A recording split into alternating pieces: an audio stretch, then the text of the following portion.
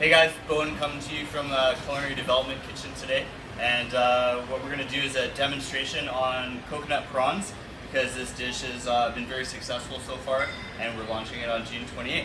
So, first and foremost, before we even get started with the recipe, I'm just going to stress the importance of the station setup. So what we have here is we got 4 full-size inserts or hotel pans. We got 2 perforated inserts or steam trays, 2 coarse metal sifters, and in each of these bins, we have fully thawed and drained 26 count 30 prawns. In this bin we have all-purpose flour, a measured amount for one recipe, which is 4 portions. So it's going to be 8 ounces of flour. Half of it is in the bottom of the basket, half of it is in a portion cup for shaking over top. In the third bin we have our wet batter, so that's 2 parts water, 1 part all-purpose flour mixed together. It's got to be enough of the bin to fully submerge the prawns that are going to go into it. The fourth bin is just a plain insert inside of another hotel pan so that the excess wet batter can drain off. In the fifth bin we have our medium shredded coconut. Same idea as our all-purpose flour. Some to line the bottom of the pan, and then some that's in our portion cup. That's also a measured amount, so 11.2 ounces. And then finally, where our finished product's going to go lined bake tray.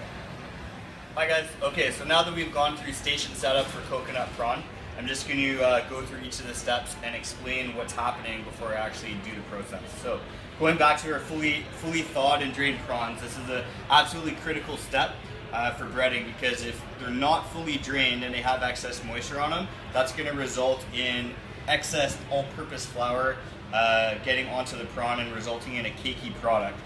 One of the most important parts, finesse points of this dish, is making sure that the end product is in the shape of a prawn and that kind of half moon. We don't want that part between the tail and the head to become full of gluey breading, because that's going to result in a soggy end product.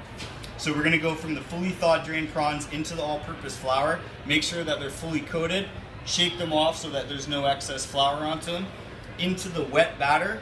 The wet batter, we're going to pull it out with a quartz sifter, into the drain tray inside of a hotel pan to make sure the excess batter is drained off. Once that happens, we're going to go into the medium shred coconut.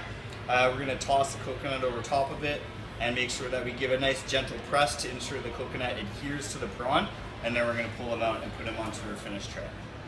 Okay, so we're back. So now that we've stressed the importance of station setup and walked through the process of each of the steps to ensure full quality, we're going to actually complete the dish now. So we're going to do the one recipe of coconut prawns, which is 4 portions, so 28 prawns. And here we go. So we're going from the drain bin into our coarse sifter,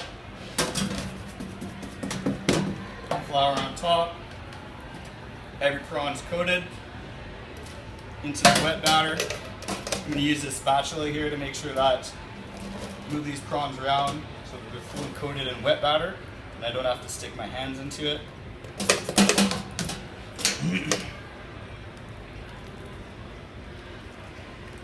Little shake off into this bin. Just separate them so that the excess batter has a chance to drain off. Okay, now that the excess wet batter has drained from our prawns, we're going into the coconut. I'm just going to individually separate the prawns so that they lay flat before we dump the rest of the coconut on top.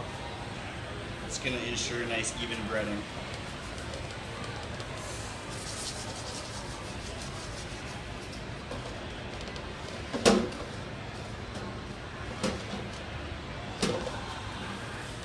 At this point, we're just making sure that each prawn is coated with a gentle press down with our hands to ensure the coconut is adhering to the prawn. As you can see, there's no cakey batter between the head and the tail. There's still a natural shape of the prawn.